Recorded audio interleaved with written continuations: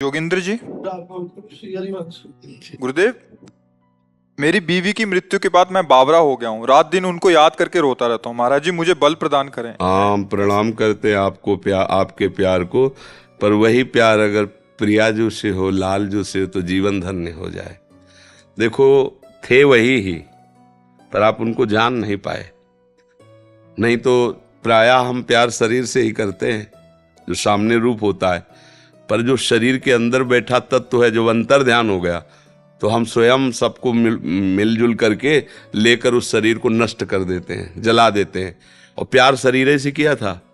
अब भी याद तुम्हें शरीर की ही आती है, उसके अंदर जो तत्व था उससे तुमने परिचय किया नहीं। सोचो, जो अंदर प्रभु बैठे हुए थे उनकी जानकारी तुम्हारी है नहीं। तुम्हारी जानकारी ढांचे की है। ढांचा को पत्नी माना, अब वो ढांचा टिकाऊ है नहीं। ये नाशवान है, समय के लिए आया है। 20 वर्ष, 50 वर्ष, 80 वर्ष, 100 वर्ष, इसका एक नियत समय है। इसके बाद हट जाएगा। वो पैदा कहीं ढांचा अलग हुआ था, संयोग आपका कुछ वर्षों का था, आपने मान लिया। जो अंदर तत्व था उसे जाना नहीं। अब वो तत्व जब अंतर ध्यान हुआ तो उसी शरीर को जिसको प्यार करते थे फूंक दिया। अब उसी शरीर का चिंतन करके तो मुझे लगता है कि थोड़ा सुधार करो। अब वो अंदर जिसके लिए तुम तड़प रहे वो प्रभु ही था, उसे तुम जान नहीं पाए, वो भगवान ही थे। नहीं, जो बहुत प्यार करता है शरीर से, जब उसके अंदर से भगवान चले जाएं तो वो कहेगा अब वो नहीं रहे।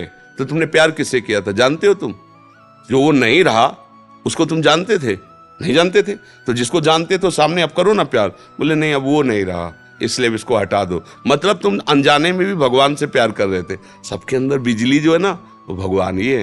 ये जो चैतन्यता है ना, हंसना, खेलना, बोलना, प्यार, दुलार, ये भगवान है अंदर, उन्हीं का पावर है। और वो अंतर ध्यान हो गए तो कितना भी सुंदर प्यारा शरीर हो, आग लगा दी जाती है, गाड़ दिया जाता है या फेंक दिया जाता है।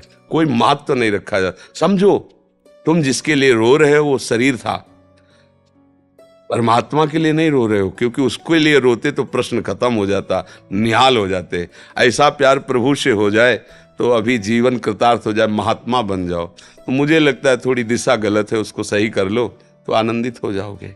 क्यों भाई? आप सोचो, तुम्हारी अगर होती तो तुम्हारे पास से क्यों जाती? तुम इतना प्यार कर रहे हो, क्यों जाती? तो इसका मतलब वो शरीर नहीं थी, वो परमात्मा था। और वो अभी भी है। अगर तुम रो करके उसको पुकारो कि मुझे परमात्मा रूप से नहीं, मेरी पत्नी रूप से, तो वो पत्नी रूप धारण करके दिखाई दे देगा। वो आपको भाव में दिखाई देगा, मेरी पत्नी मेरे से बात कर रही, मेरे से मिल रही। क्योंकि बिजली वही है ना, उनको रूप रखने में कितना मिनट लगता है, वो तत्काल रूप रख लेते हैं। तो फिर भी वो रूप टिकाऊ नहीं है। जो रूप भगवान का है उनसे देखो, इतने से प्यार में तुम लट्टू हो गए। और प्यार समुद्र भगवान है, जब उसका प्यार आएगा तो तुम डूब जाओगे, तुम रह ही नहीं जाओगे, अस्तित्व ही नहीं रहेगा। मुझे लगता है अगर सुधार किया जाए तो हमारा प्यार करना सार्थक हो जाए। मेरा प्रभु ही सबके अंदर है, वही प्यारा है, उसी से हम प्यार करते हैं। चाहे जितना लाडला बालक हो, वो प्रभु चले जाए तो उसकी माँ से कहो अब रखो 2-4 महीने, तो वही पैसा देगी आपको कि जाओ इसको नष्ट कर दो शरीर को। क्यों? अब वो नहीं रहा। तो अनजाने में भी प्यार सब भगवान से ही करते हैं, पर जान करके प्यार करो तो बढ़िया सार्थक हो जाए जीवन। कितना बढ़िया भाव है कि उनकी याद करके उनके विषय में रोना। यही तो हम लोग जीवन भर मांगते रहते हैं प्रभु से, कि और कुछ नहीं चाहिए। आपकी याद करके आपके लिए तड़पूं, आपके लिए रोऊं, और वो आपको है। थोड़ा दिशा बदल दो, प्रभु की तरफ कर दो तो अभी महात्मा हो जाओगे, और नहीं तो फिर यही दुर्गति करा देगा। मृग का चिंतन करते हुए मरे तो अगला जन्म मृग बने ना।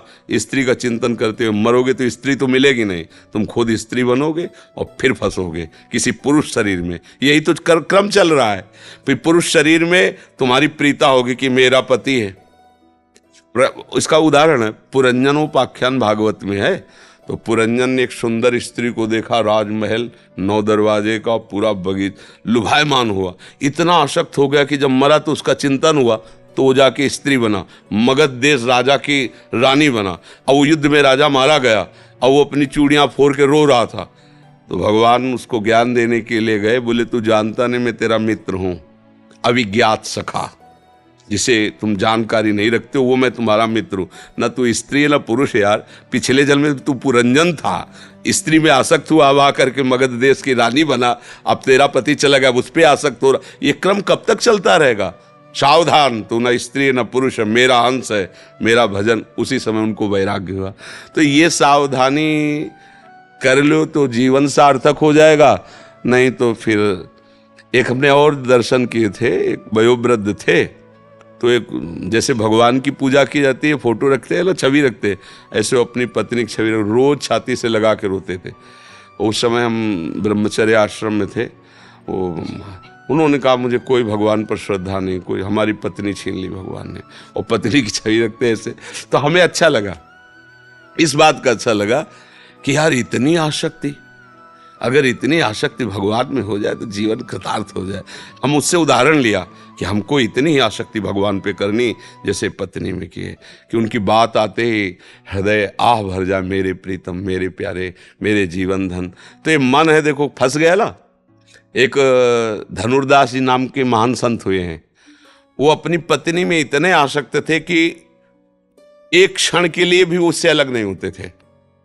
तो जैसे बाजार में सामान लाने जाना हो तो अकेले जा नहीं सकते थे, क्योंकि वो अलग नहीं हो सकते थे। पत्नी जाती थी बाजार में सामान लाने, और वो धूप न लगे इसलिए छाता लगा कैसे बैक चलते थे। वो ऐसे चल रही तो वो बैक पीछे। और आचार्य चरण के जो शिष्यजन थे वो किसी सेवा के हेतु गए थे, उन्होंने दृश्य देखा कि सब लोग मजाक उड़ा रहे थे। ऐसे व्यक्ति का मजाक होता है ना, लेकिन उसको कोई परवाह नहीं थी। अपनी पत्नी में एक टक लगाए हुए दृष्टि, छाता लगाए हुए ऐसे चल रहा। उन्होंने जाके बताया कि एक हमने ऐसे स्त्री आसक्त पुरुष को देखा ऐसे। तो वाह, ऐसा प्रेमी, मैं दर्शन करूंगा ऐसे प्रेमी के। क्योंकि सब जगह से समिट कर एक जगह आ गया ना, अब एक जगह से मोड़ने में क्या देर लगेगी। नजदीक गए तो वैसी सीन देखी। उनका भाई तुम ऐसे चल रहे हो, सब लोग मजाक करे। तो बोले प्रभु मैं आसक्त हूं अपनी पत्नी को, एक क्षण भी मैं। तो उनका पत्नी से क्यों आसक्त हो? उनका ऐसा रूप है इसका। बोले इससे बढ़कर रूप बोले हो ही नहीं सकता। तो ऐसे चपल है, आओ परम पवित्र आचार्य जी ही ऐसे प्यार की चपत है। तो सामने देखा ललित त्रिभंगी भगवान, अरे छूट गया छाता छूट गया छाता, छूट गई पतली, बावरे हो गए। अरे कृष्ण का रूप। अब वो तो बस महान संत हुए, धनुर्दास जी उनका नाम हुआ। तो देखो कहीं ना कहीं हमें सुधरना चाहिए। भगवान की कृपा है आप पर, जो आप सत्संग में आए, आप संत समागम। हमें लगता है कि अब थोड़ा नाम जप करके रो नहीं, राधा राधा राधा लाडली, मैं जान नहीं पाया, आप ही सब, ये मेरा भ्रम हटा दो, कृपा कर दो, अब मेरा जीवन सुधार दो। मुझे ऐसा प्यार चाहिए जो मेरे से कभी बिछुड़े ना। वो प्रभु हैं, कभी नहीं बिछुड़ेंगे, कभी नहीं। और यहाँ का सब प्यार बिछुड़ने वाला है, नहीं बिछुड़ने वाला। मान लो आपने गुरु माना, अब ये शरीर कितने दिन रहेगा? एक दिन नष्ट होगा। आपका शरीर कितने दिन रहेगा? एक दिन नष्ट होगा। लेकिन गुरु में यदि भगवान की बुद्धि की कि मेरे भगवान है, तो सदैव रहेंगे। शरीर भले चला जाए, आपके भाव में गुरुदेव बैठे रहेंगे। तो मुझे चाहिए कि हमारा जीवन भगवान से जुड़ जाए, सोई विश्राम मिलने वाला है। यहाँ सब धोखे का खेल है, कब कौन कहाँ बिछुड़ जाए कुछ पता नहीं है, कब कौन हमको छोड़कर चला जाए कुछ पता नहीं। एक है जो कभी नहीं छोड़ता है, वो भगवान है। भगवान के बिना कोई हमारा नहीं। यही सत्संग में, यही शास्त्रों में, यही संतों ने अनुभव किया है और उसी का वर्णन करते हैं।